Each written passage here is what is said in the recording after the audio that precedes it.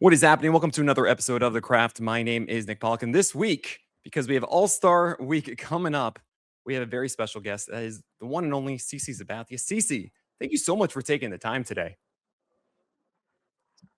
No problem. No problem. Thanks for having me.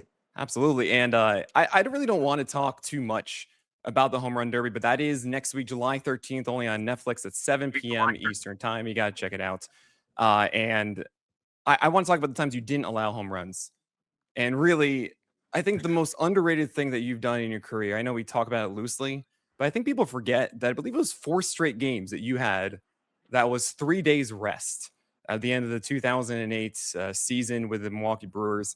And can you imagine anyone doing that now? No. How did you get through that? What are the things that you did to ensure that you could be healthy for that? And then, of course, also the playoff run after.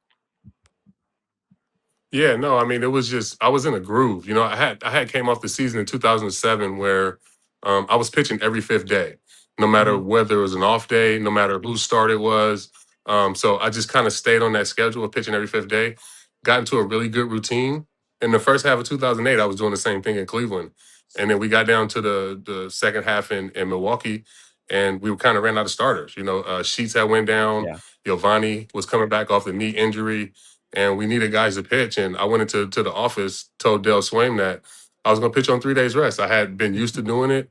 I knew I had a good routine of being able to pitch, take a day off, throw a flat ground, take a day Mhm. off, and then pitch. So it was Okay. actually like a good route, kind of like good little routine to be in, and um, just felt like I was in the groove. I was telling somebody earlier, the only thing that got tiring was the mental aspect of it being my start day every Mm. third day, as opposed to every fifth day.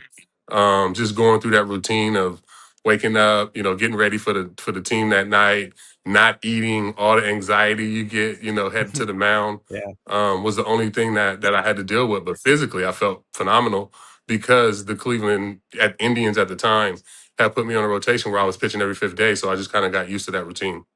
Yeah, and did you feel, that you had to do anything else to just recover in that way? I mean, you hear if someone did that now, any pitcher, you take him in the majors right now and you say, "Cool, you're going on 3 days rest for the next month or so."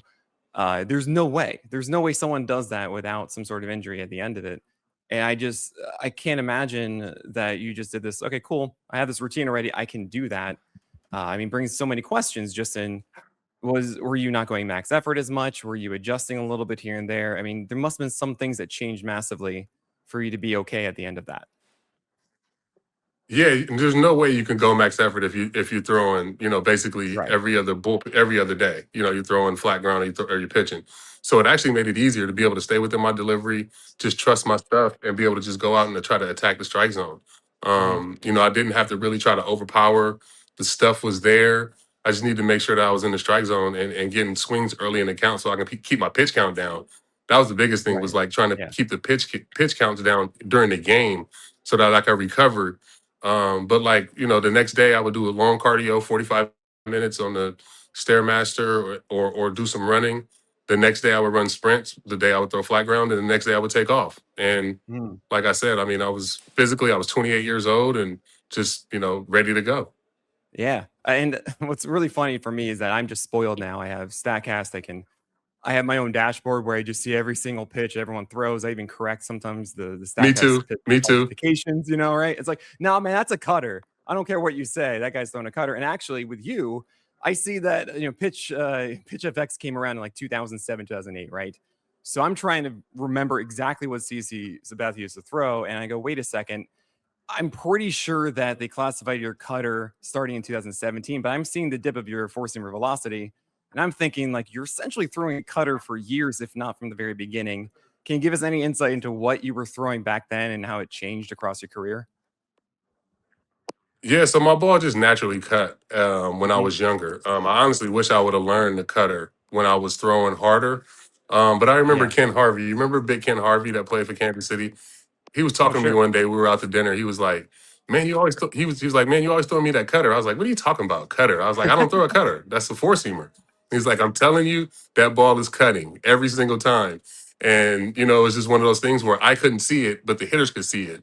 Yeah. But yeah, I mean, even so, the slider that you would have saw in 2007, 2008 with the pitch effects, Mhm. that's what I call the cutter. When I went to the Oh, really? bullpen, I learned how to throw that pitch as a cutter. It ended up being an 82-mile-an-hour slider. Right. And then I learned the cutter later in like 14 and 15. I learned it from Andy, Mo, and Billy Connors when I was in New Oh, yeah, York, of course, like a true yeah, cutter. But I think yeah. my ball just always had that natural cut on it. Like I Mhm. said, Big Harv was like, "Man, you throwing me that cutter?" I was like, I don't throw a cutter, bro. Like that's just a four seamer." Right. I mean, it's kind of like how Max Fried, when he throws his four-seamer inside to right-handers, just has that natural cut, and sometimes it gets more of the two-seam movement. At least that's what Juan Soto said about Max Fried's fastballs in general. Yeah, And like, did you? Okay, so when it comes to your pitch development, then right? and Did see, you? Max probably wouldn't Yeah, even know that. yeah, right. There you go. Is it? Did you really feel like you had the same kind of arsenal until that cutter changed? I mean, was it really just fastball, breaking ball, whatever that cutter was for you for a long time? No, I mean, I think I learned. I think I learned my whole arsenal in the big leagues, right? Like when I Mhm. first got drafted, I was 90 to 93. They taught me how to throw a four seamer. Now I'm throwing 98 to 100. I threw like a big looping curveball when I first Yeah. got up. Had a decent changeup. Learned my changeup really my first year. Kind of perfected it maybe around 2005, 2006. The second half of 2006 is when I learned my slider. Mhm. So I really like learned in the big leagues. And if you look at my early career, like it would be flashes of like, oh, you can see where he's gonna be good, but I just didn't have the pitch arsenal. I didn't have the Yeah, right, weapons right. yet Yeah. to be able to get the outs that I needed. When I got to Milwaukee in 2008, started throwing the two seamer. Mike Maddox was Mhm. like, hey, I want to get some swings early in the count. Let's try to throw this two seamer. So my second bullpen, I went there, I started, and then in my bullpen, he told me that. So we threw the two seamer. I threw a couple in the bullpen. I saw it move. I was like, oh, this thing is nasty. Took it into a game, and Ty Wigginton hit the first one off the scoreboard. Oh, no. so, but in my mind, I was like, oh, I seen it move. So I just started using it. I was using it to lefties. I was using it to righties to get swings early in the count. So my arsenal changed, and I really learned on the job like throughout my 19 years. I never stopped learning and kind of perfecting my arsenal and my craft. Yeah, and, like, now you see the guys these days who just do just everything at times, and do you get a little bit jealous? Is there something that you're saying, "Oh, man, dude, if I were 24 in the league right now, this is what I would be doing." I just wish that we had like the TrackMan and all the different stuff. Yeah. Like it took me a year and a half to learn that cutter. If Yeah, right, we right. had all the technology that we have now, it would have took me 2 weeks. You know what I'm saying? Yeah, absolutely. Just to be able to trust it, to understand it, to know the numbers. But yeah, I mean, I probably would have been able to learn my slider quicker. All those Mhm. different things with the technology that they have now. But I'm happy the way my career went and the way that things were back then, and Oh, yeah. being able to learn, like I said, from Billy Connors, from Mariano, from Andy, Pettit. That's the best way to learn. How to throw these pitches, how to get the knowledge, and I'm glad and blessed that I was able to be a part of that organization for as long as I was. Yeah, I mean, I'm from Brooklyn. I like to say that, I'm a Yankee fan because I wanna be happy in life. So, I appreciate you coming for that. That was an amazing time. Now, a question we ask everybody here is, about around your career, sorry, over the entirety that you had, is there one specific pitch, that you remember the most, and you cannot say the one that you threw at Jesus, Sucre? um, there was a pitch, and I think in 2000 and maybe 11 that I Mhm. threw at the end of a game against Tampa. It was a complete game right before the All Star break. Fastball, 98 miles an hour, right down the middle. It's just something that I always remember finishing that game off. I can't remember who the hitter was, but he had been fouling off a bunch of pitches, bunch of pitches, and I was able to reach back and get one. It was 98 right down the middle, fastball, and it was probably cutting a little bit. Got a swing and miss, and through the complete game. It was right. It was the last game before the All Star break. Oh, man, and yeah, it's just a great feeling, it's just amazing. What is, like, the worst one that you threw? Like, for example, we talked to, Nelson Figueroa, and he talks about a mound visit where they told him to throw a slider, and he didn't have a slider. So he tried to throw a hard curveball, and it was a grand slam after that to Moises Alou. Was there one of those for Yeah, you? I It's got a just like bunch of those. oh, yeah. Joe Girardi came out and made me walk the bases loaded, and I gave up a home run. And Carlos Pena fastball. That was on Oh, opening day man. one year. I definitely remember that. But the one I remember more is back when I was still throwing my curveball. I threw Prince. I hung Prince a curveball, um, 1-0 curveball that he hit into the upper deck. We were supposed to go Oh to my dinner god. that night, and after he hit the homer, I kind of left him in the parking lot. I was like, "Man, I'll see you tomorrow." Oh man, I can still see him kind of like balancing on his back foot after swinging at that pitch right now, just like looking at it, you know? Uh, but so and across the career, you've had a lot of different coaches. I mean, a lot of different guidances. You're saying, of course, Andy Pettit, they taught you, those guys, Mo taught you the cutter. Were the other little things like that, maybe not necessarily a pitch type, but some words of advice, anything along your track that you really hold to this day?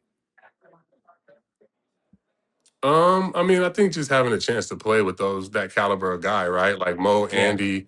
When I had got to New York, I had already won the Cy Young, and I was coming in as, the highest paid pitcher in baseball. And, just to be able to fall in line behind those guys and kind of follow what they did. They had already had 4 rings, and they were still working harder than ever. They were hungrier Yeah, than ever. definitely. And to be able to come into that locker room and kind of fall in line behind those guys, learn the culture, learn what it is to be a Yankee and put on those pinstripes is definitely a blessing. Yeah, and really, what's next for CC Sabathia? I mean, I still, I mean, R2 C2 is just amazing. I love it. And now, of course, you're going to be part of the team hosting the Home Run Derby at Netflix July 13th at 7 p.m. Is that the kind of thing that you want to be doing moving forward? Or are there other ambitions that we'll see from you in the future? Yeah, I'll take it as it comes, right? Like I did the Netflix deal, signed, we're doing the opening day game, which was great. The Yankees and the Yeah. Giants calling. The home run derby should be fun. I mean, obviously as a kid growing up, was the funnest part of All-Star weekend was watching the home run derby. So to be a part of that telecast is fun. And then we have the Field of Dreams game in August. So Yeah. to be a part of that, to be a part of what Netflix is doing is great. I have a show on NBC every Wednesday, MLB according to CC. That's a lot of fun. Mhm. So I just keep it light, man. I don't want anything that I have to be at. I want to be able to go to the golf course whenever I want, take a trip Yeah. whenever I want, and you know, kind of live that way. So it's been a lot of fun to be retired. Ah, there you go. And last question I've got for you, because thank you so much for your time. I think one of the most interesting things about your career is the conversation about you're able to lose a lot of weight, and then you realize I don't have the same velocity in my fastball. I have to adjust this. I have to change it. I need to get back to it. That always was so strange and so interesting to me, and I'm curious if you had any more insight into that process, that thought. What when did it really click for you that you needed to change this because it just wasn't the same? I think like right away. Like I lost the weight that one year. I got down to 260, and I came back to spring training. And I was throwing like 84. Yeah. And I mean, I think everybody, even the organization, was like, "Hey, go eat a cheeseburger." You know what I'm saying? So, I think for me, we figured out, it's best for me to pitch between 295 and 305 was like a sweet Mhm. spot. Yeah. Sometimes I would get a little too much in and out, maybe a couple of Wendy's burgers, I'd be up to like 325 and I would get in trouble. But when I was like 305 to 295 is when I was at my best. Man, and like when you're throwing though, are you feeling like when you do that, are you just feeling like when you land on your front foot, you just don't have enough behind it anymore? Like you were really reliant on the kind of as the fall comes down, everything going with you in that momentum. Is that what that was? Yeah, I just had never been that size, right? So I didn't Yeah, know where my arm was in space. I didn't know where my body was. So it was hard to kind of figure out like being a third of your actual size, how right. to pitch with that. So, I've just always been a bigger guy and always Mhm. been a good athlete in that. So, once they figured that out, it was better for both of I mean, clearly us. this was my problem because I was way too skinny in college, and I didn't make it. Just all through college, it's like, ah, man, I'm only topping 84. I can't do this anymore. I need to eat more Wendy's, clearly. But no, really, I such a pleasure interviewing you today, Cece. You look great now. It's also kind of just a testament, like I could do this, guys. All right, I just need to eat the Wendy's, please. But really, No doubt. but really, thank you so much for being here, guys. Remember, of course, July 13th, 7 p.m. only on Netflix. You'll see CC Sabathia for the Home Run Derby. Go check it out. Cannot wait for it. CC, thank you so much for being here today. No problem, bro. Thank you. Take care.